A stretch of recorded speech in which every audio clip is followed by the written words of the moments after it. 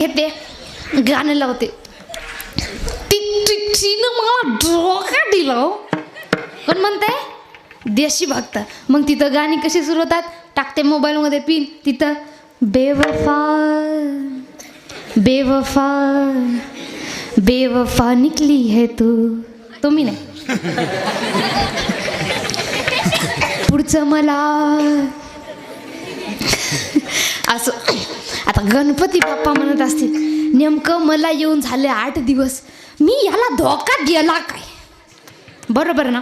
आता विषय आपला विनोदाचा बाजूला ठेवा. आपले गाणे तिथं कोणते असतात? मेरी बर्बादी का अब जश्न मनाओ यारो, घर मेरा सामने ही मेरे जलाओ यारो. अशांचं पेटून द्यायला हरकत नाही.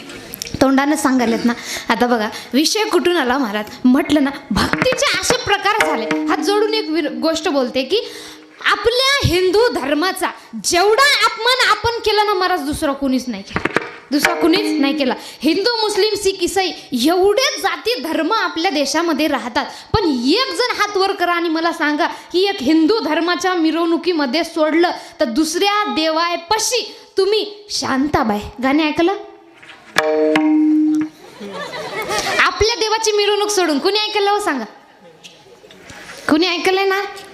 कारण त्यांना मर्यादा त्यांच्या माहीत आहेत. आपण आपल्या सगळ्या मर्यादा विसरलोय. आपण फक्त गणपती बाप्पाला आणतो खेळीमेळीचं वातावरण, मग खेळ म्हणून आपण त्यांना पूजा करतोय महाराज. म्हणून आणि हे सगळं घडतंय कशामुळं?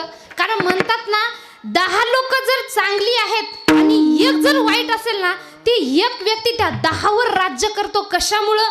तो एकटा सगळ्यांना भारी पडतो याच्यामुळं की ती 10 गप्प आहेत. आणि हीच गोष्ट इथं होत आहे महाराज. करणारे आपले लेकरं आहेत आणि आपल्याला ही गोष्ट लक्षात येत नाही की